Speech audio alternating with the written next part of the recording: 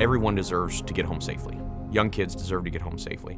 Professional truck drivers deserve to get home safely. Police, firefighters, construction workers that are on the highway, everybody deserves to get home safely. And so that's why we do Teens, Trucks, and Traffic.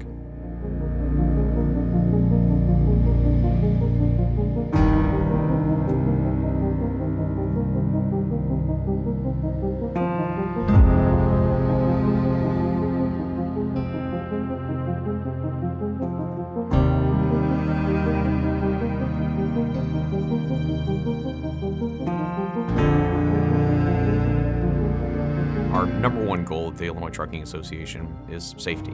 Safety is always our top priority in everything that we do.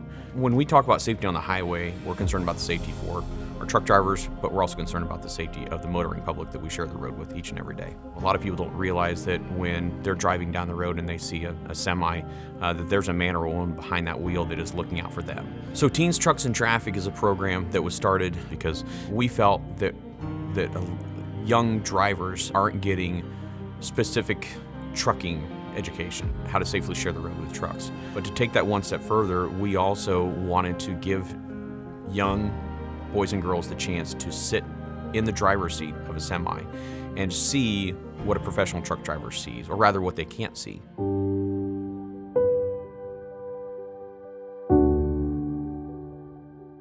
I know people might think because we sit up so high and we're in such a big truck and I have this big front windshield that I could see so much of what's going on around me, but that could not be farther from the truth. We can teach the kids all we can in the classroom, but until I get them up in that truck, and when I shut that door, the look on their face is priceless, because at that point I realize I've showed them something that they're going to remember, and that is vital to kids getting home safely, and that's what we're here for. So what we're having you do is we're giving you the opportunity to sit in the truck, because we are talking about no zones, which is also called blind spots. Okay. So we're giving you the opportunity to sit in the truck to see what we see, or better yet, to see what we don't see. Perfect. I want you to look out of this mirror and tell me what you see. Nothing. Just the trailer of the truck. Take a look. Just lean out the window and just to see how close this car is. Would you ever have imagined that there's this car sitting here right next to you? No. And look, it's just right there. Yeah. But in this truck, we don't have a rear view mirror or any side windows like you have in your cars. Yeah. So all that we have to rely on to know what's going on around us are these mirrors. So if I need to make a lane change, or there's something going on in front of me and I need to swerve, all I'm going to be able to do is look in this mirror.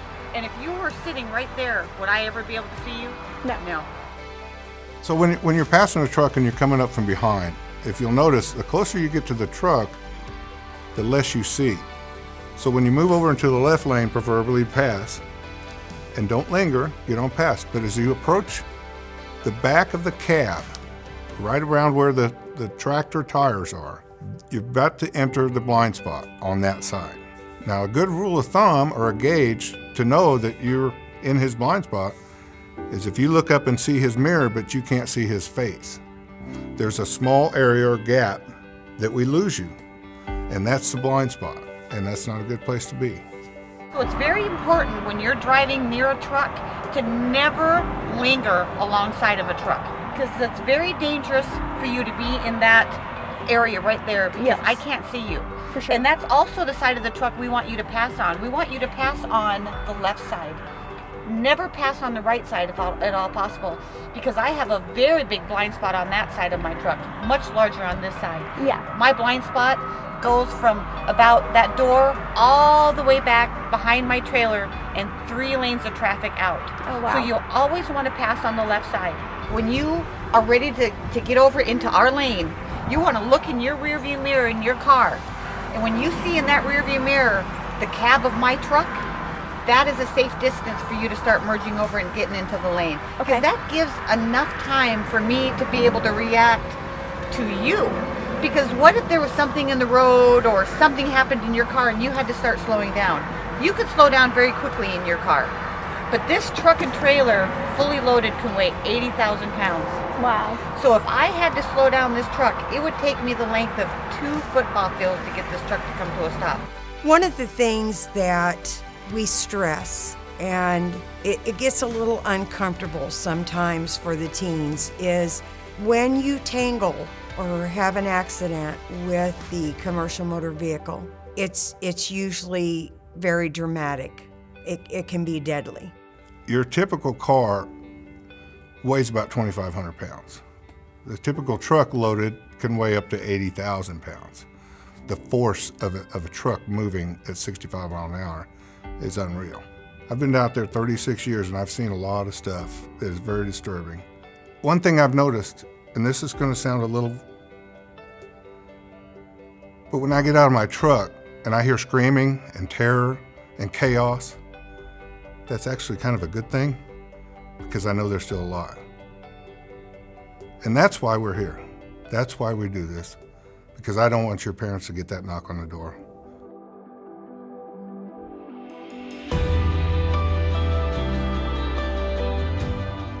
In Teens, Trucks, and Traffic, we want to teach new motorists that there are blind spots in their car, that there are some areas around their car that they will not be able to see. You may not be able to see a motorcycle who is in your blind spot. You may not be able to see another car that's in your blind spot. And if we can do that in a safe, controlled environment like Teens, Trucks, and Traffic, and get that safety message home to these new drivers, that's important to us. That's the goal of Teens, Trucks, and Traffic. Welcome aboard. Thank you. What's your name? My name is Jack. Hi, Jack. I'm Steve. It's nice to meet you. So, are you a good driver? Yes, You are. Do you know much about blind spots? I know a little bit about blind A spot. little bit. Yep, Do you know all vehicles have a blind spot? yep. All vehicles, even motorcycles have blind spots. But typically the larger the vehicle, the larger the blind spot. So, but even cars have blind spots. Do you know what a blind spot is? It's a place where if you're driving, you're trying to look, use your mirrors, and your mirrors won't see anything, and it's a blind spot where you as a driver cannot see anything, see the car or vehicle in that spot. That's perfect. That's perfect. It is actually exactly what you said. It's that area or that zone where you can't see them in the mirrors and you don't see them out of your peripheral vision. You know, we have peripheral vision that we do like that. Yep. But in this one area on both sides of the car, it's a blind spot, right? So tell me, Jack, can you look in this mirror? Can you see anything? Just sit back in a normal driving position. I do not see anything, nope. You do not see anything. Nope. So now lean up and look out your window. Up, motorcycle right there. There's a motorcycle right there. Yep. Yeah. And this is just like a truck. The smallest of your blind spots is going to be right here. The biggest of our blind spot is on the passenger side. And with spring coming on, it's very important. Our motorcycles are on the road. It's real easy to lose a motorcycle here in your blind spot. Am I right? That's correct. So, well, that's why we're here. We're trying to teach people about awareness about your blind spots and not to linger in these blind spots. But teens these days, they don't realize how fast stuff can happen. I've been out there 36 years and I've seen a lot of stuff that is very disturbing. It's very real, it's very ugly, it's horrific. You know, I wonder, didn't anybody teach them about texting and driving?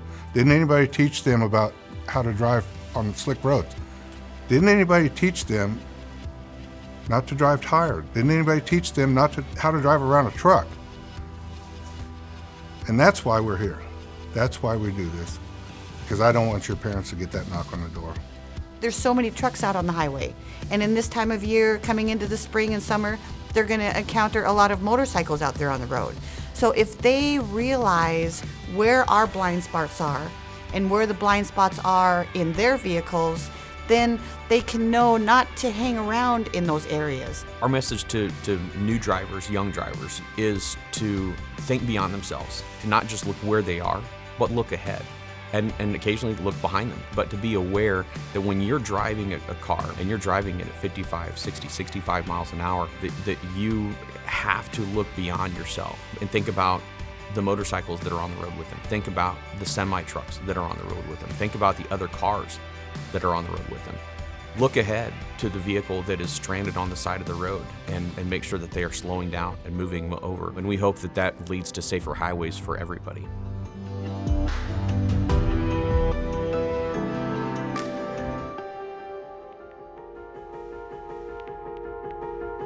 Scott's Law is a law here in Illinois and in many other states across the country that was named for Scott Gillen. And Scott Gillen was a firefighter in Chicago who was at the scene of an accident, and he was struck and killed by a motorist who did not slow down and move over, even though they were coming into a situation where there were multiple emergency vehicles. And Scott's Law basically says that when you're driving down the roadway and there is a emergency vehicle on the side of the road, that you have to slow down, and if possible, you have to move over. Initially, when Scott's Law came out in the early 2000s, it protected just law enforcement and firefighters and emergency vehicles. And I'm proud to say that as of 2017, thanks to the efforts of the Illinois Trucking Association, Scott's Law now protects any motorist stranded on the side of the road. So in the state of Illinois, if you come up on a vehicle, whether it's a police vehicle, firefighter, construction vehicle, or a minivan, if those lights are flashing, it's the law. You have to slow down and you have to move over.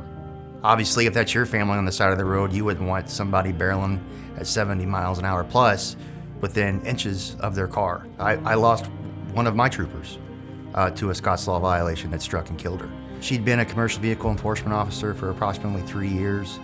She was actually conducting a truck inspection on the side of the road, and another commercial vehicle hit her while she was on the steps of the truck tractor getting the information for the inspection.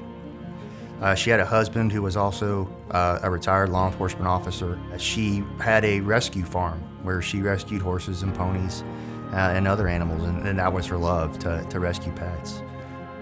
And she died way too soon. We lost 2 that year to a Scott's Law violation. I know of at least 2 additional ones that were struck and killed. We currently have one in the hospital that's recovering from being struck on the interstate. So these are the major ones that you hear about. You don't hear about the 22 other crashes that we have where we were struck and it's property damage or minor injury. The only ones you hear about are usually fatalities or serious personal injury crashes. So it happens more often than people realize. Our mission is that everyone gets home safe. Scott's Law protects everyone on the side of the road because everyone does deserve to get home safely to their family.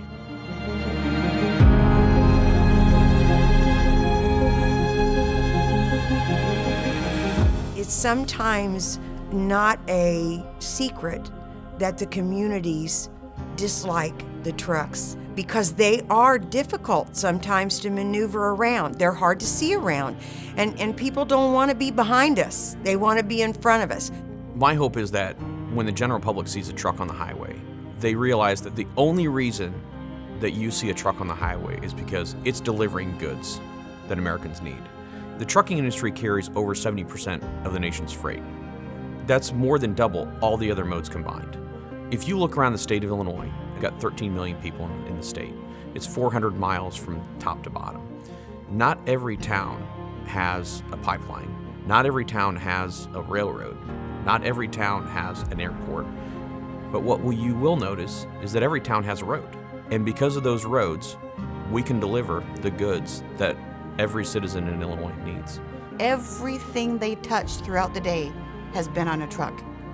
We take things for granted. I mean, I do as well. You order something on Amazon and it's there 2 days later. I mean, we've gotten used to that. People don't understand it. It comes by truck.